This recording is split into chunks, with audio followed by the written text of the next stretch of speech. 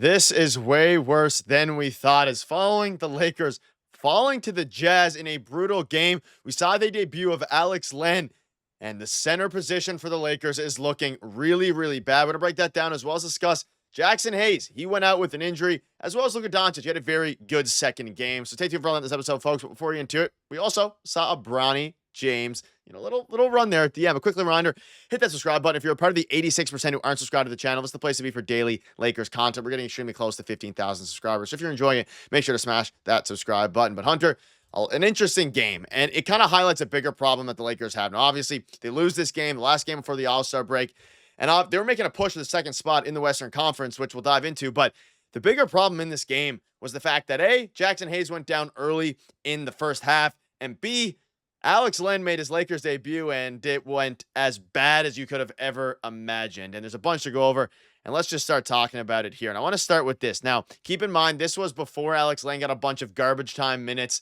and garbage time rebounds and a few points here. But the Lakers were outscored by 19 points in the 14 Alex Len minutes in the, basically in the first half and a bit of the third quarter. Hunter, we're going to start with this. That's the biggest storyline, at least to me and you here. Len looked really bad. They ran Christian Koloko. No Trey Jemison much tonight. And also, we have an injury, Jackson Hayes. Yeah, Jackson Hayes has all of a sudden become one of the most valuable Lakers on the team in a matter of, I guess, 10 days, if you will, because of the Anthony Davis trade. And to be fair, Jackson Hayes has actually played pretty well for the Los Angeles Lakers, so give him credit. However, because you trade away Anthony Davis, the Lakers had a massive big man need to begin with, so they still needed to go get somebody. They thought they had Mark Williams. That obviously did not happen. So then they had to go to plan B, C, D, or E, whatever plan was at this point. They signed Alex Len. A great opportunity for him. Someone that other teams wanted too. I mean, he was going to sign with the Pacers until the job with the Lakers became available. So he opts to go to the Lakers instead. And it was a rough game. And Jovan Buha illustrating how bad it was. But it wasn't even just that.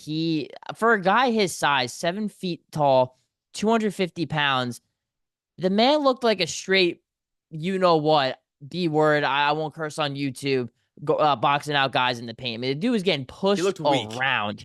He's weak. That is straight up. And that's an issue for the Lakers. You thought you were getting that in Alex Len. You thought that was the one thing he'd be good at is, all right, you'll get some rebounds and bruise some guys up a little bit in the paint.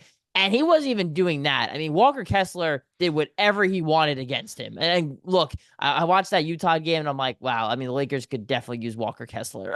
So maybe they'll target him again in the offseason. But, yeah, it was a rough game for Alex Len. There's a reason why the dude has been tossed around throughout his entire NBA career with different teams, different stops, and he definitely did not help his case. It was as brutal of a debut as it possibly could have been for him. Yeah, don't get fooled by if you didn't watch the game, don't get fooled by the 7 rebounds there. I don't know if he had maybe 1 rebound in actual meaningful minutes, so don't get fooled by that. And again, you mentioned it, his rebounding was bad. He was getting thrown around by Walker Kessler, who didn't miss a shot and had 6 blocks. I mean, just watching him on offense, I mean, most of their centers were stagnant, but he didn't have anything going on offense. I mean, it was just no defense, no rebounding. And if you can at least, again, he's new to the system, I can give him a pass for the offense. At least rebound the ball and show some sort of physicality. He didn't do that. They got out-rebounded tonight. You can see the Lakers had 31 rebounds. And of course, the Jazz, had 37 rebounds. But they were getting, second chance point after second chance point. And unfortunately for the Lakers, you look at this here, and Jackson Hayes went out with a facial contusion, is out for the rest of the game. Contusion's usually an encouraging word. Hopefully nothing's going to be, fracture or anything like that. But he did miss the rest of the game after John Collins went for a interesting, I guess he went for the ball and hit him in the face, if you want to take it that way. But Hunter, there were some, positives. But regarding the big man situation now, they're in a very unique spot because they don't have any avenues to improve it. And if Jackson Hayes is out for any length of time, we're going to be seeing starting lineups in theory with Alex Len and perhaps Christian Koloko, and they ran small ball for a while. Did not work tonight whatsoever. I mean, they kept every time JJ Redick put out the small ball lineup with Vando at the 5, they would just abuse it with Walker Kessler and Lauri Markkanen. Granted, the Jazz are a very, pretty long team. Yeah, this was kind of recipe for disaster for the Lakers in terms of like what the Utah Jazz do well is they have size. They have a lot of really big forwards. I mean, Laurie Markkinen is 7 feet tall and he's their starter at the three. John Collins is big, he's athletic, he gets above the rim, and then Walker Kessler. I mean, we saw when you showed the stats. I mean, the fact that he had 6 blocks and didn't miss a shot, I was like, oh my god, I knew he dominated. I didn't realize it was like that.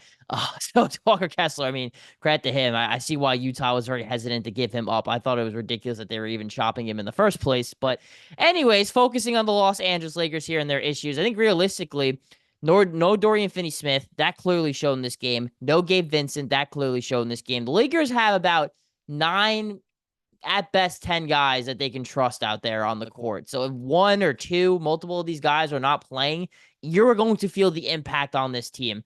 And two of your best defensive players, which really was the issue with the Lakers tonight, they couldn't play defense. A team that's been playing as good a defense as anyone in the NBA over the last 15 games. They lose two of their best perimeter defenders in Vincent and Dorian Finney-Smith of the game.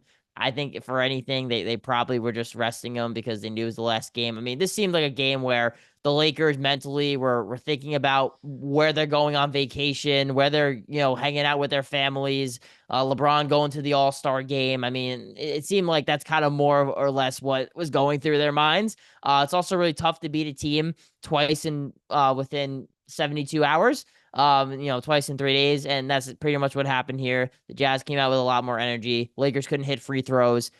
Turnovers were bad, and it was overall a rough game. Now, will it affect the Lakers the rest of the season? They'll be a playoff team, but like you said, Nick, there are legitimate, really big concerns, and it starts at the center position, and I don't think Alex Len's going to be playing in the playoffs. Like, that's how bad he looks. Yeah, they need to do something. We're hearing rumblings about, Mark Williams, that trade, that whole thing is going crazy. But for now, I mean, Jackson Hayes, his 7 minutes were impactful. Luka Doncic and him are seemingly starting to develop a pretty good chemistry. And Luka Doncic looked very good tonight as well, at least a little bit better than, I'm not gonna say very good, but pretty good compared to, what he did last game. Even though he only had 16 points, he didn't play a ton of minutes. Still struggling from the free throw line. The whole team tonight was just Yeah. horrible from the free throw. 17 for 30. That would have almost been enough to win the game. And another note, a really uncharacteristically bad game for Austin Reaves. 1 for 10 from the 3-point line.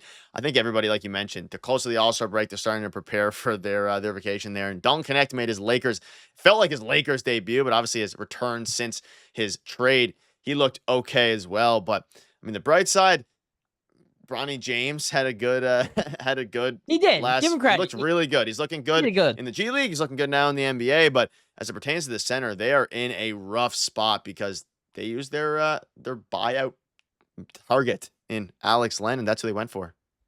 Yeah, also got an update here from the Lakers. JJ Redick saying that he does not know Jackson Hayes' status for the time being. So Luckily, we'll we have a definitely week keep you off. guys. Well, it came at the right time. Again, if they're calling it facial contusion, it shouldn't be bad. Maybe he can ask Jordan Goodwin who his mask guy is, so you can get the little cover on his face, so you can go out there and play. But no, all jokes aside, Bronny did have a really nice game. Give the kid credit. When he does look more confident every time he steps on the basketball court. That threw over Kyle Filipowski too. I mean, that's a 7-footer. That was filthy. I did not know Bronny had that in him. So clearly he's developing nicely in the G League. Also too, I mean, Luka Doncic, his defense looked rough too. I mean, he had some pretty bad fouls there. Dalton Knecht still looks absolutely lost defensively. So that's something that he's gonna have to clean up this offseason if he wants to not be expendable by the Lakers. But overall, look, All-Star break probably couldn't come at a better time as they can try their best to incorporate Alex Len, incorporate Luka, and guys, all the new players on this team and try to, figure out how to play these last 30 games of the season as Lakers have a chance to climb up, as you said, Nick, as high as the 2 seed, if they have a really good final stretch here. Yeah, it can be very important. And I do think, yeah, Luka's defense was bad. He was fouling, really bad fouls, challenged a 3. That was clearly a foul. However, I did think he looked a lot more comfortable compared to the first game. And I think with some time, he'll get more shots up and continue to roll there. But let us know down below what your thoughts are. Are you as concerned as we are about Alex Len and this, center position for the Lakers in general? It's funny enough, if you would have asked us this a month ago, Anthony Davis was the Lakers center, and now we're talking about Alex Len getting some minutes. But it's very interesting, and we'll keep you up to date with all the latest news, especially surrounding Jackson Hayes. So let us know down below what your thoughts are. Thank you guys for watching. Cheers.